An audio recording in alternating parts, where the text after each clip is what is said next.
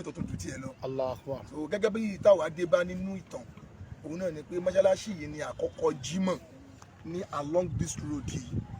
Along yìí Ọpẹ Ilu àgbàdo yìí. Ọpẹ Ilu along road yìí mọ́ṣáláṣí yìí ni jímọ̀ àkọ́kọ́. Wọ́n ti ń kí ngbà náà. Tí wọ́n ń kí jímọ̀ tí wọ́n ń kí yídì tí wọ́n ń kí irun yídì tí ọmọ kéwú ní gbogbo ìgbèríko ìlú yìí sí lọmọ kéwú ti ń wá bí kó tó di pé àwa wá gbàṣẹ lọ́wọ́ àwọn ìmáàmù àgbà. ààyè yìí làwa náà ti kéwú. Allah. So kí àwa náà tó wá tẹ́kọ̀ gbà pé ẹ máa ṣe lọ táwa náà fi wá ń bá lọ. Gbà tí wọ́n dẹ̀ dé tí wọ́n ní n táwọn fẹ́ ṣe fún lọ síwájú ìsìláàmù náà ni pé n táwọn fẹ́ ṣe ìlọsíwájú ìlú ni àní nǹkan tí a fẹ́ ṣe àfi ká sọwọ́lẹ̀ láti ṣe nǹkan tí wọ́n bá fẹ́ ṣe. So à ń rí àwọn ààyè gẹ́gẹ́ bí ìbéèrè tẹ́ béèrè lẹ́ẹ̀kan à ń rí àwọn ààyè tí wọ́n fi ń lọ̀ wá nínú àdúgbò kódà tí ó jìnnà sí títì pé tá a lè rà ṣùgbọ́n kò sí agbára. Àwọn owó tí wọ́n ń dálé ní 15 million ní 12 million ní 10 million ìbò láti fẹ́ rí. Gbogbo àwọn ọmọ tá à ń kọ́ yìí àwọn rèé àgbà owó lè kéwú torí láti lè sàárà ni lọ́dọ̀ àwọn àfa wa a kì í gba owó lè kéwú sàárà ni àgbowó lè kéwú lọ́wọ́ àwọn òbí ọmọ lè kéwú. So ń bọ́ láti wá fẹ́ rí 10 million àwa náà láwọn àyè kéékèèké kan láwọn ibi tó jẹ́ site tá a bá lága àwọn ọmọ ilẹ̀ tá a bá lọ bẹ̀ kí la mọ̀ tí wọ́n fẹ́ máa ṣe. Allah. So ìdí nìyí táwa náà fi wá dúró pé tọ́ òun wá ká gbìyànjú kódà nínú àwọn ibi tá a ní tó bọ́ sí àwọn ibi tó jẹ́ site àti lọ́ta bíi méjì ń bẹ̀ pé tọ́ tá a bá tún rówó yẹn kó pọ̀ mọ́ ní táwọn yẹn bàbá àfi dá sí àfi kẹ́ẹ̀tì rẹ̀ ládùúgbò kí láǹfààní eléyìí tá a ní níbi tó jìnnà tí ẹ máa lọ bìgínì again máa lọ bìgínì níbẹ̀. So òun la fi ń ṣètò wa nínú àdúgbò yìí bá a ṣe ń ṣe náà lẹ́tì rí wa yìí àsàlátù tẹ́ǹtì là ń lò ilé kéwú ní oòrùn là ń jò. tó bá di jọ jímọ̀ nǹkan bó lè ń ṣe. tọ́ àbí wò kí jímọ̀ bímọ. presently báyìí à ń rẹ́ǹtì tẹ́ǹtì ni àwọn báyìí àti ẹ̀ ti fẹ́ stop ẹ̀ báyìí. ṣé inú bí náà lè kí jímọ̀. bẹ́ẹ̀ ni. èyí tó wà lábí ẹ̀bì tí ń kọ́ ṣé eléyìí bóòlù ṣe rí wọn òwò ni àbí abẹ́ kan fílẹ̀ síbẹ̀. wọ́n fẹ́ wò ó wọ́n ti gbé katapila débẹ̀ lákọ̀ọ́kọ́ kí ni machine wọn. ìyàwó káàkiri àgbáyé tí ẹ ti ń wò wá ní London ní America ní Egypt ní Africa ń bí Saudi àti gbogbo ibi tí ẹ ti ní àǹfààní láti wo tẹlifíṣàn lórí fún àwọn Yorùbá. wọ́n ní ẹnikẹ́ni tí ó bá nípa láti ṣe ìrànlọ́wọ́ fún òun náà ní ẹnìkejì rẹ o. àwọn ìjọ MUSBAHUL QULUUB Society of Nigeria tí wọ́n ń kọ́ ọmọ ní kéwú wọ́n ń ṣe àsàlátù wọ́n ń kí jímọ̀ ńbẹ̀ àwọn ni wọ́n tọ̀ yín wá lónìí tí wọ́n ní àwọn nílò ìrànlọ́wọ́ láti lè fi túbọ̀ mú ẹ̀sìn ìsìláàmù dó ní agbègbè yìí pẹ̀lú àwọn náà ní sáìtì tó lè lọ ṣùgbọ́n tó bá lọ sáìtì gbogbo àwọn ọmọ ìyá wọn yóò bá wọn lọ ni wọn ò lè bá wọn lọ kálukú náà ni ó ń gbélé bàbá wọn àti ìyá wọn torí káwọn ọmọ yìí kí ọjọ́ iwájú wọn nínú ìsìláàmù kó lè túbọ̀ fẹsẹ̀ rẹ̀ dáadáa náà ni so yìí ni a fi ń ké sí gbogbo mùsùlùmí ayé pápátá gbogbo mùsùlùmí àgbáyé pápátá ni à ń ké sí láti dìde ìrànlọ́wọ́ lórí ètò yìí ọlọ́ọ̀ba ọba aláàánú ọba tí mọ̀ ń bùkún ẹ̀dá àbùkálùkù àwọn tó ń ṣe náà wọ́n ṣe torí Ọlọ́run fọ́lọ́run ni èyí tí à ń pe kálukú náà sí ni láti wá ṣe torí Ọlọ́run fọ́lọ́run torí ànábì Muhammad sallallahu alaihi wasallam. káàkiri gbogbo tí ẹ ti ń wò wá ìlú Ọpẹ Ilu ni a wà ní ẹ̀gbẹ́ àgbàdo ní ìpínlẹ̀ Ògùn ní Nàìjíríà níbi tí a ti wá sí inú ìjọ MUSBAHUL QULUUB níbi tí wọ́n ti ń kọ́ àwọn ní kéwú tí wọ́n ṣe àsàlátù tí wọ́n tún kí jímọ̀ níbẹ̀ pàpà. ǹjẹ́ kí ni erédìí ohun tí ó gbé wá síbí nírọ̀lẹ́ yìí kí ni ó fà á tí àwọn ọmọ fi ń kéwú tí wọ́n ń kọ́ ìmọ̀ nípa Ọlọ́run àti òjíṣẹ́ sallallahu alaihi wasallam tí wọ́n tún ṣe àsàlátù ní ibi tí ó rí báyìí àbí ká pè níbi abẹ́ àlàpà gbogbo náà ni chief imam ni wọ́n á sọ fún àti àwọn àfáwà tí wọ́n jẹ́ tí wọ́n kọ́ àwọn ọmọ ní kéwú tí wọ́n sì tún jẹ́ olórí àsàlátù bàbá fáwọn tí wọ́n wò ní káàkiri àgbáyé orúkọ yín sà. orúkọ mi ni Fọdúlát Sheikh Abdulrafin Abdulwakil Al-Gamawi. bàbá ẹ̀yin kọ́ sà. orúkọ mi ni Al-Imam Abdulkabir Adétúnjì Adénírantunjì náà. a rí àwọn ọmọlẹ́yìn yín aláwọn ìyá wa náà tó ń jẹ́ alásàlátù tí wọ́n tó ń jókòó àtẹ̀yìn bàbá wa náà nírú tí a wà yìí a ṣáà rí pé wọ́n ti dà àdúgbò ìwò wọ́n ti wo lọ́tún wọ́n ti wo lọ́sì kí lẹ tó ń ṣe lábẹ́ àlàpà kí ni nǹkan tẹ́ ń ṣe níbí kí ni ìpìlẹ̀ bí gan bó ni ọ̀rọ̀ bí ṣe jẹ́ ibi tá a wà yìí. ní ọdún tí a fẹ́ jáde Markaz tí ó pọ̀dún kan sí kejì ni mo ti dé àdúgbò yìí ní 1988 àtìgbà náà ni mo ti dá Central Mosque jímọ̀ lẹ̀ síbí tí tí à ń kéwú ń bẹ̀ tá à ń kí jímọ̀ tá à ń ṣe àsàlátù gbogbo tí ń jẹ́ Islamic program là ń ṣe ń bí kó tó di pé wá jáde Amẹ́ríkà sí 1990 táwa débi finally nínú ìlú yìí nínú ìlú yìí bó bí ibi gbó ńlá níbi bàjẹ́ ńgbà náà nínú gbó gidi gan ni ní àgbàdo Ọpẹ Ìlú adé àpàdo a máa ń rìn wá síbí ni ní 1988 yẹn bàtà wa bẹ̀rẹ̀ ìlú wa dé stage kan alhamdulilayi gbogbo ẹ̀ ń lọ bàbá wa tí wọ́n nílé àwọn akọ Mosalasi wípé ní káwọn fi jọ́sìn fọ́lọ́run èmi ní chief mọ̀mọ́ tí mò ń jọ́sìn fọ́lọ́run. bàbá tó nílé yẹn báwo la yẹ jẹ́ sí. brother mi ni. bọ̀dá yín gangan. masha allah. ìyá bàbá ó kọ́ wọn sà ó kọ́ wọn sà. ó kọ́ wọn ní Alhaji Sakari Yao Ọláyínká Búsàrí. na ọmọ ìlú làwọn làwọn wá láti. ọmọ gama náà ní gbogbo wa. gan wọn ní Kwara ní lẹ́gbẹ̀ẹ́ Ìlọrin àbí. masha allah. Allahu akbar bismillah. látara bẹ́ẹ̀ bàtí program Islam ń lọ pàtó dẹ̀ di ọdún méjì sísìn ní wọ́n ní àwọn Lamata Lagos State wọ́n fẹ́ lo gbogbo àdúgbò yìí àròpé ní eré ni bí àwàdà ni nàbàdé wọn bá díẹ̀ gbogbo tí ń jẹ́ ilé ládùúgbò wọ́n fún wọn ní owó níwọ̀nba pé kán lọ fi gẹ́ẹ̀tì ilẹ̀ síbòmí owó tán wá fún wọn wọ́n níjọba ló ní ilẹ̀ wọn ò fún anybody gbogbo àdúgbò yìí ní owó ilẹ̀ ṣùgbọ́n owó property tẹ ní lórí ẹ̀ wọ́n fún wọn. bí gbogbo wọn náà ṣe máa ní orúkọ ìrìn ayé pàápàá jùlọ ní àdúgbò wa yìí wípé ní materials ojoojúmọ́ ní wọ́n sí owó tí wọ́n fún ẹnì kọ̀ọ̀kan kò ra ilẹ̀ sádùúgbò yìí.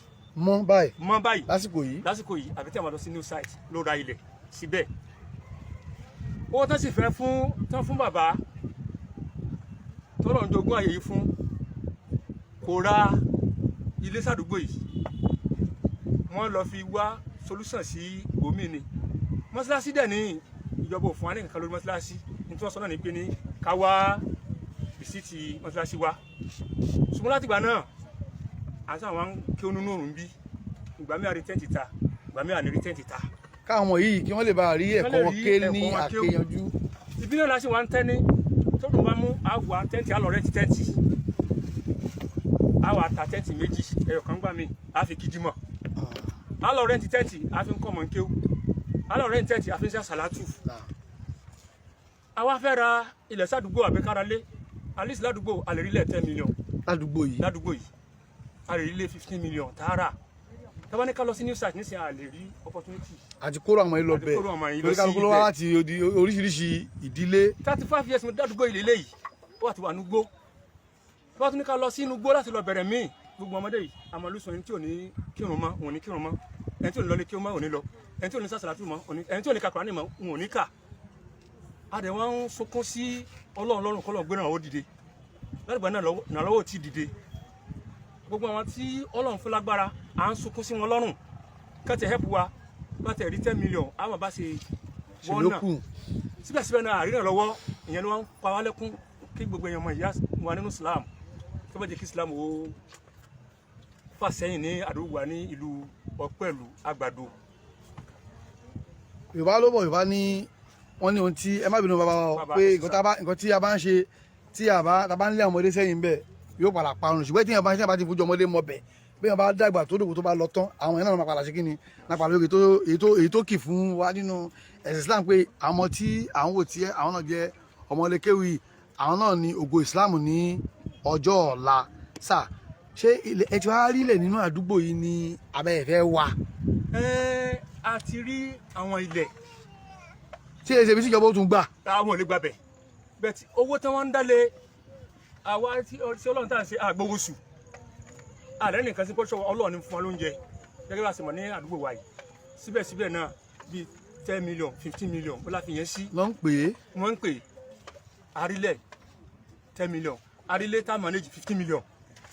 so àwọn tọ́lọ̀ fún lágbára brọ́dà wa náà sọ pé tọ̀ tá bá ti ṣe tán bó ṣe 1 million àwọn fi ràn wá lọ́wọ́. àmọ́ ẹ̀kọ́ lọ wá yòókù náà so lára ìtàn fáwọn ìtàn fáwọn gan kò tó ṣe ṣùgbọ́n wọ́n tún yọ ń bẹ̀ náà wọ́n tún yọ ń bẹ̀ pé àwọn ṣètò lọ ń bẹ̀ wọ́n ti promise wa nínú 10 million 15 million ó dà àwọn gbé 1 million bẹ̀ ẹ wá ìyókù kun ó làwọn sọ sí mọ́ṣáláṣí tí a wà nínú ẹ̀ yìí tán ti wó tán ti sọ di pàlẹ́pàlẹ́ yìí yàtí kébé ẹ̀ ń kọ́ mọ́ kébé kílẹ̀ tó mọ́ èmi lẹ́tọ́ ń ṣe nú bí. à ń kí jímọ̀ bẹ́ẹ̀. mọ́ṣáláṣí jímọ̀ ni. Masha Allah. ládùúgbò yìí tójò bá dé báyìí inú omi la máa ń ṣubú sí. tójò bá dé àbí tóòrùn bá pọ̀ báyìí a máa ń ṣubú ìjọsí pọ̀ ìjọ wa pọ̀ láti nǹkan bíi 35 years tá a ti ń dájọ́ lẹ̀. tó ń wá síbi tó ń wá káàkiri orúkọ ìrìn ayé náà ti ń wá wọ́n ti ń wá kódà nílùú wa ní Ganmọ wọ́n mọ̀ wá pé alẹ́lẹ́ kí ó kàn lọ́pọ̀ ẹ̀lú mísà ti jáde ní ìlú wa gẹ́gẹ́ ní Ganmọ nílùú Ganmọ nípínlẹ̀ Kwara. Masha Allah gbogbo náà wà kò sí programme tí a fẹ́ ṣe mọ́lúdì gbogbo àwọn àfàlà ńlá wọn láti Ganmọ kódà nínú àwọn tó jẹ́ bí àbúrò wa Ibrahim Labeka tí máa ń bọ̀ wá gbé bọ́ọ̀sì wa wọ́n wá síbí. Labeka olórin Labeka bẹ́ẹ̀ ni kódà tí ẹ bá fẹ́ ká pè nísìnyí ṣé òun náà ti ṣèlérí pé òun ò fi kún. òun náà promise wa pé àwọn ń bọ̀ wá bí tí wọ́n bá dé òun dà sí. ṣùgbọ́n báyìí sí ẹ̀ wá fẹ́ kí àwọn nìkan kan dájẹ́ kí gbogbo àgbáyé onítọ́rọ̀ oníkọ́bọ̀ onísísì pàápàá torí àwọn ọmọ yìí. Masha Allah torí Islam àwọn ọ̀la Islam náà rè àwọn ọ̀la Islam náà rè bàbá salamu aleykum sa àyìn náà dá sí orúkọ yín sà ẹ tún da lẹ́ẹ̀kan sí àwọn èèyàn tó ń yẹn darapọ̀ mọ́ wa. orúkọ mi ni Al-Imam Abdulkabir Adétúnjí Adéníran Túnjí náà. sà bí ọ̀rọ̀ ṣe rí i níbo lẹ́yìn rò pé ó kù sí tẹ́fẹ́ fi ṣe àfikún kan tí bàbá imam ti sọ. alhamdulilayi rabbil alamin ọba tó fún wa ní àǹfààní irú ìjókòó báyìí kò sí nǹkan kan tí mo tún fẹ́ fi kún èyí tí wọ́n ti sọ torí gbogbo ohun tí wọ́n ti sọ yẹn náà ní ọ̀rọ̀ èmi á kàn rọ àwọn tí wọ́n bá jẹ́ alárànṣe láwọn tí Ọlọ́run ọba tún gbé ọwọ́ wọn sókè ju ti àwọn ẹgbẹ́ lọ láti ran Ọlọ́run lọ́wọ́ lára wa kí gbogbo àwọn erípa ẹ̀sìn láàyè kó má fi dúró gbogbo ohun tí oníkàlùkù náà bá ní láti bá fi dá sí Ọlọ́run wọlé àdéhùn Ọlọ́run ò ní jẹ́ kó tán lọ́wọ́ oníkàlùkù àgbàdìkọ̀lá àná Muhammad òun náà ni wọ́n ti ṣàlàyé yẹn ààyè yìí ààyè tó fẹ̀ díẹ̀ ni torí pé a lè sọ pé ó fẹ̀ gan torí pé téèyàn bá ní tòun yóò tún rí tòun tó tún ju tiẹ̀ lọ. so gẹ́gẹ́ bí táwa dé bá nínú ìtàn òun náà ni pé mọ́ṣáláṣí yìí ni àkọ́kọ́ jímọ̀ ní along this road yìí. along yìí Ọpẹ Ilu àgbàdo yìí. Ọpẹ Ilu along road yìí mọ́ṣáláṣí yìí ni jímọ̀ àkọ́kọ́. wọ́n ti ń kí ngbà náà. tí wọ́n ń kí jímọ̀ tí wọ́n ń kí yídì tí wọ́n ń kí irun yídì tí ọmọ kéwú ní gbogbo ìgbèríko ìlú yìí sí lọmọ kéwú ti ń wá bí kó tó di pé àwa wá gbaṣẹ́ lọ́wọ́ àwọn ìmáàmù àgbà ààyè yìí làwa náà ti kéwú so kí àwa náà tó wá tẹ́kọ̀ gbà pé ẹ máa ṣe lọ táwa náà fi wá ń bá lọ gbà tí wọ́n dẹ̀ dé tí wọ́n ní n táwọn fẹ́ ṣe fún lọ síwájú ìsìláàmù náà ni pé n táwọn fẹ́ ṣe ìlọsíwájú ìlú ni àní nǹkan tí a fẹ́ ṣe àfi ká sọwọ́lẹ̀ láti ṣe kan tí wọ́n bá fẹ́ ṣe so à ń rí àwọn ààyè gẹ́gẹ́ bí ìbéèrè tẹ́ béèrè lẹ́ẹ̀kan à ń rí àwọn ààyè tí wọ́n fi ń lọ̀ wá nínú àdúgbò kódà tí ó jìnnà sí títì pé tá a lè rà ṣùgbọ́n kò sí agbára àwọn owó tí wọ́n ń dálé ní 15 million ní 12 million ní 10 million ìbò láti fẹ́ rí gbogbo àwọn ọmọ tá à ń kọ́ yìí àwọn rèé àgbà owó lè kéwú torí láti lè sàárà ni lọ́dọ̀ àwọn àfa wa a kì í gba owó lè kéwú sàárà ni àgbowó lè kéwú lọ́wọ́ àwọn òbí ọmọ lè kéwú tòǹbó láti wá fẹ́ rí 10 million àwa náà láwọn àyè kéékèèké kan láwọn ibi tó jẹ́ site tá a bá lága àwọn ọmọ ilẹ̀ tá a bá lọ bẹ̀ kí la mọ̀ tí wọ́n fẹ́ máa ṣe. ìdí nìyí táwa náà fi wá dúró pé tọ́ òun wá ká gbìyànjú kódà nínú àwọn ibi tá a ní tó bọ́ sí àwọn ibi tó jẹ́ site àti lọ́ta bíi méjì ń bẹ̀ pé tọ́ tá a bá tún rówó yẹn kó pọ̀ mọ́ táwọn yẹn bàbá àfi dá sí àfi kẹ́ẹ̀tì rẹ̀ ládùúgbò kí láǹfààní eléyìí tá a ní níbi tó jìnnà tí ẹ máa lọ bìgínì again máa lọ bìgínì níbẹ̀ so òun la fi ń ṣètò wa nínú àdúgbò yìí bá a ṣe ń ṣe náà lẹ́tì rí wa yìí àṣàlátù tẹ́ǹtì là ń lò ilé kéwú ní oòrùn là ń jò. tó bá ti jẹ́ Jímọ̀ nǹkan bó lè ń ṣe tọ́ àbí wò kí Jímọ̀ bímọ. presently báyìí à ń rẹ́ǹtì tẹ́ǹtì ni àwọn báyìí àti ẹ̀ ti fẹ́ stop ẹ̀ báyìí. ṣé inú bí náà lè kí Jímọ̀. bẹ́ẹ̀ ni. èyí tó wà lábí ẹ̀bì tí ń kọ́ ṣé eléyìí bóòlù ṣe rí wọn òwò ni àbí abẹ́ kan fílẹ̀ síbẹ̀. wọ́n fẹ́ wò ó wọ́n ti gbé katapila débẹ̀ lákọ̀ọ́kọ́ kí ni máṣíìnì wọn bàjẹ́. kí ni wọ́n ṣe ń bẹ̀. ilé àlùalá. òkè àlùalá mọ́ṣáláṣí Jímọ̀ òkè. ibẹ̀ la ti ń ṣàlùalá wọ́n gbé máṣíìnì wọn débẹ̀ lákọ̀ọ́kọ́ wọ́n ní machine wọn bàjẹ́ wọ́n gbé débẹ̀ lẹ́ẹ̀kejì wọn ló bàjẹ́ mi tiẹ̀ wá bá wọn fà pé kí wọ́n wo kó má bàa ṣubú lu àwọn ọmọ tó ń kéwú wọ́n yarí pé ó dìgbà tó má gbé machine mi wá kí wọ́n tó lè ṣe nǹkan pa ẹ̀ débẹ̀ lọ́pọ̀dà lọ́jọ́ náà mi tiẹ̀ fi wọ́n ṣe yẹn pé ibi tí wọ́n ti ń ṣàlàyé for over 30 years Allah kí lẹ expect kí machine yìí ó ṣe tẹ́ bá débẹ̀ so à ń plead fún gbogbo mùsùlùmí àgbáyé láwọn tí wọ́n bá ní ẹ̀mí tọ́lọ́hun tàná mọ̀ sallallahu alaihi wasallam tí wọ́n dẹ̀ ní ipa kan tí wọ́n fi lè ràn wá lọ́wọ́ ní gbogbo ayé tó máa fẹ́ tó láti ràn wá lọ́wọ́ lórí ààyè náà àkọ́kọ́ ń tá a fẹ́ náà ni pé a ní ìrìnkún lápá lórí owó láti fi ra àwọn ààyè tí à ń rí kí àwọn sínú àdúgbò táwọn iná lè máa wá síbẹ̀ tí wọ́n ní fọ́nká kí a má bàa fi ìdá wọn lẹ̀ tọ́ gbogbo tó ní kálukú báyìí láti fi ràn wá lọ́wọ́ Ọlọ́run ò ní kọ́ dé àìmọ̀ṣe sí àwọn náà. Allahumma amin. So bàbá tó máa ní wọ́n fẹ́ fún yín ní owó báńkì wo ni wọ́n lè mú owó sí kí ló kọ báńkì kí ló kọ ẹni tí wọ́n tẹ́ fẹ́ lo àpótí owó tiẹ̀ ẹ dárúkọ ẹ̀sà. Ọlọ́run abáwá dúró tì yẹn Allahumma amin. ilé àtọ̀nà tí iná ò ní bàjẹ́. Àmín. bẹ́ẹ̀ ni nígbà tí àwọn ètò yẹn bẹ̀rẹ̀ tá a ti rí bó ṣe ń lọ a lọ open account fún ètò yìí fún ìjókòó àsàlátù náà mọ́ṣáláṣí ilé kéwú náà so léyìí tí a dẹ̀ mọ̀ pé ọ̀rọ̀ àkáǹtì tó bá ti jẹ́ pé tó bá ti jẹ́ bí group account náà àbí bí organization account èyàn ó gbọ́dọ̀ jẹ́ bí 3 bẹ́ẹ̀ni signatory to the account bẹ́ẹ̀ni so gbogbo ẹ̀ láti ṣe náà so láti tí account yẹn dẹ̀ function. so ẹ dárúkọ ẹ àwọn tó onítọ́rọ̀ oníkọ́bọ̀ oní mílíọ̀nù tí wọ́n fi sí ètò òfìtò tí gbogbo àjọ. àkáǹtì náà ni Sterling Bank. Okay, Sterling Bank. Okay. Sterling Bank ni báǹkì náà account number ni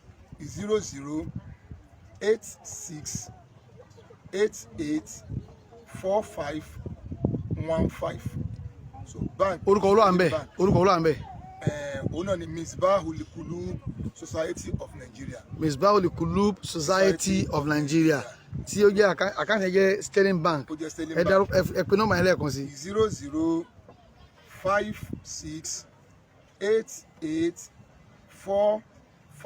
0056884515 òun ni àkáǹtì náà a dẹ̀ tún ní àkáǹtì míì tí a open òun wá Palmpay ni àbí Palmpay ni tí wọ́n lè san síbẹ̀ yẹn náà wọ́n lè san síbẹ̀ àwọn yóò tún náà ni wọ́n ṣe. wọ́n lè ra nẹ́tíwọ̀kì dá nǹkan kan wọ́n lè fi dárúkọ yẹn náà. orúkọ tó wà ń bẹ̀ òun náà ni Musbahul Qulub Da'wa. orúkọ ìjọ yín náà lè fi ṣe méjèèjì kì í ṣe kébé orúkọ àìmọ́ọ̀mù kò pé ìmáàmù nìkan dá fún àbáfà kan. ok so Musbahul Da'wa ẹ fún wa nọ́mbà wo ló wà ń bẹ̀. nọ́mbà ni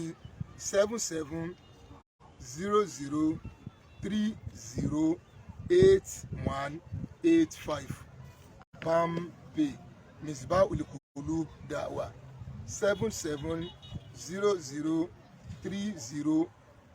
7700308185. so bàbá ìmáàmù yàtọ̀ sí pé wọ́n ń kéwọ́n bì ní Monday to Thursday ni àbí. Monday to Thursday. wọ́n lè ń ṣe Saturday Sunday ni àbí wá.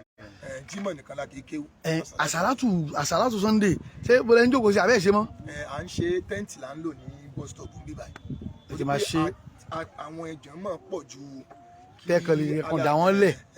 so tẹ́ǹtì ni la máa ń lò àdé àdé tún ní hostel gbogbo àwọn tí ó bá ń gbọ́rọ̀ yìí tí wọ́n bá wà nílùú yìí wọ́n lè testify sí pé a ní hostel tí àwọn ọmọ kéwú ń gbé. nínú bí náà. bẹ́ẹ̀ni níbí ń báyà bí. bẹ́ẹ̀ni wákì wà ń bẹ tí àwọn ọmọ ń gbé tí wọ́n ń gbé ní ọ̀dọ̀ wa nínú ibi tó ń wó yìí. tí wọ́n ti wó gbogbo ẹ̀ mọ́ ohun tí wọ́n wó aláàjì tí wọ́n ní àyè yìí wọ́n fi ẹ̀gbẹ́ wọn lẹ̀ fọlọ́hun tó pọ̀.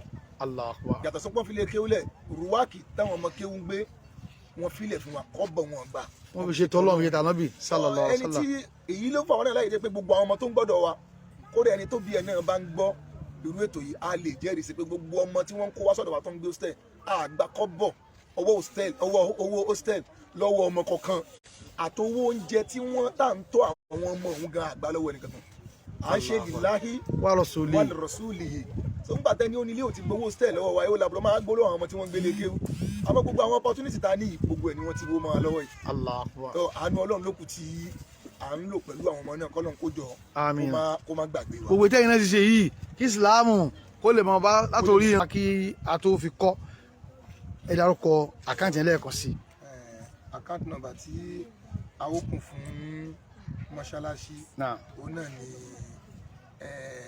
Sterling Bank 0086884515 Sterling Bank 0086884515 orúkọ tó máa gbé ọ̀hún náà ní Musbahul Qulub Society of Nigeria. nígbà tí báńpé ńkọ́ báńpé náà jẹ́ 7700308185 Pampe 7700308185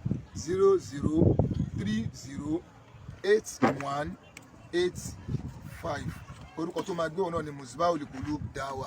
òun náà ni ẹ ti gbẹ́yìn o tẹ́ bá wo àdúgbò yìí àwọn làmátà ni wọ́n sọ pé láti ìpínlẹ̀ Èkó náà ti wá wo ibi tá a wà yìí ìpínlẹ̀ Ògùn níbi tí a wà yìí mọ́ṣáláṣí ni ilẹ̀lẹ̀ mọ́ṣáláṣí náà ni ẹ̀ ń wò níbi ilẹ̀lẹ̀ mọ́ṣáláṣí ọ̀hún rèé tí wọ́n ti ń kí jímọ̀ lára àwọn ilé tí ẹ rí tí wọ́n wò yìí inú ẹ̀ náà ni wọ́n sọ pé ilé hostel wà fún àwọn ọmọ tí wọ́n ń kéwú tí wọ́n ń gbélé kéwú gbogbo ẹ̀ náà ti dàwó ẹni tí ó lè jẹ́ ọ̀nà ibi wọn náà fi ṣe tọ́lọ́ fi ṣe ti ànábì fún àwọn ni nígbà tí wọ́n lè máa sanwó owó property wà lórí ilẹ̀ náà san ìjọba ò sanwó lẹ o èyí tán lè san náà bí owó gbà má bínú ni èyí tí ò lè ṣe ohunkóhun pàápàá láti fi dá mọ́ṣáláṣí padà èyí náà ni ó mọ tí wọ́n fi kàn sí kálukú láti dìde ìrànlọ́wọ́ pàápàá èyí tí ẹ jẹ́ mùsùlùmí ayé fún wọn láti lè ní ilẹ̀ àti ilé kéwú àti mọ́ṣáláṣí àti àsàlátù wọn padà ní àdúgbò yìí dípò tí wọ́n ní àwọn ń tẹ̀síwájú àbí lọ sí ibòmí tí kò tù sí àwọn alásàlátù wọn náà wà lórí kalẹ̀ o ìyá alásàlátù tí ẹ fẹ́ sálámù ìyàbí ṣé ká fi kọ́ ṣẹ́yìn náà ní kẹ̀lẹ́ fẹ́ sọ. Oya ẹ mọ̀ bọ̀ wájú ọtí ní kọ́kùnrin akóbìnrin wá ní ẹ̀yin obìnrin náà yà ẹ̀sọ́ tí ẹ dárúkọ yín mà. orúkọ mi ni Ìyáàfin Fáyàtọ̀ Olúgbàmí. Kò sí nǹkan tá a fẹ́ sọ ju pé ẹ̀bẹ̀ náà la fẹ́ bẹ̀ gbogbo mùsùlùmí ayé wọ́n dìde ìrànlọ́wọ́ sáàyè nítorí tọ́lọ́run tàbí bí náà là ń ṣe ń bẹ̀ Ọlọ́run kò ràn ti gbogbo kálukú lọ́wọ́ ilé àtọ̀nà kálukú má dàrú kò sí nǹkan tá a bẹ̀bẹ̀ fún àánú látọ̀dọ̀ gbogbo mùsùlùmí ayé kan ṣàánú wa ẹni nítorí ẹni ní kọ́bọ̀ kò sí iye tó kéré nínú àpò ìjọ ló wà kò ń ṣe lápò ẹnì kankan gbogbo àtàdé wa ń bẹ̀ lóòótọ́ la mọ̀ pé ààyè tó kẹnu ni ààyè tó tóbi ni hósítẹ́ẹ̀lì wà ń bẹ̀ gẹ́gẹ́ bọ́n ṣe sọ tẹ́ pé gbogbo àwọn ọmọ tẹ́ pé èèyàn tiẹ̀ lérò pé wọ́n lè jẹ àǹfààní yẹn tí wọ́n dẹ̀ ń dá káàmọ̀ tí náà wà lè kéwùn bì káàmọ̀ tí náà wà báyìí àwọn yẹn náà kéwùn bí àbí kò sì wí kí àwọn afá kan lọ sí kan máa láwọn àwọn kó lọ sí. àkọ́bí mi tiẹ̀ sọ pé òun ò lè tó bá fi mú nǹkan òun kú òun bí báyìí òun ò kéwùn mọ́. Allahu Akbar. ó ní tóun bá ti ṣe wòlímọ̀ òun bì níbí báyìí òun ò kéwùn mọ́ kó tó ibí báyìí náà ló ti ṣe wòlímọ̀ ìkejì náà àwọn náà ní àwọn táìmù kan mo tiẹ̀ wò pé kí n kó wọn lọ kán lọ àwọn ọmọ yẹn yarí àfìgbà tó padà sáàyè yìí so àyè yìí kẹnu ẹ̀bẹ̀ lábẹ́ gbogbo mùsùlùmí ayé kan ràn wá lọ́wọ́ kò sí iye tó kéré ẹni tó nífẹ̀ẹ́ Ọlọ́run. àrí kírísítẹ̀ náà àti àwọn ẹlẹ́sìn kan náà lẹ́gbọ́n wọn ní àtó torí àwọn ògo wẹrẹ yìí o. wọ́n má jẹ́ kí àwọn ògo mùsùlùmí náà rè lọ́la wọ́n má jẹ́ kán wọ́pọ̀ o. àmín tó kò ní jù báyìí lọ tẹlifíṣàn alóore fún àwọn ọmọ Yorùbá òun náà ni ẹ ti gbọ́ yẹn o oníwáṣẹ́ o ẹ̀yin tí ẹ bá wò náà ẹ dákun ẹ kàn máa wò lásán tọ́lọ́kọ́bọ̀ tí kálukú wá nínú ẹja fi ràn wọ́n lọ́wọ́ kí ìsìláàmù kó lè máa tẹ̀síwájú dáadáa Adéròmú Kazeem ní orúkọ tèmi o ọmọọba ní Sàárẹ̀ Olú.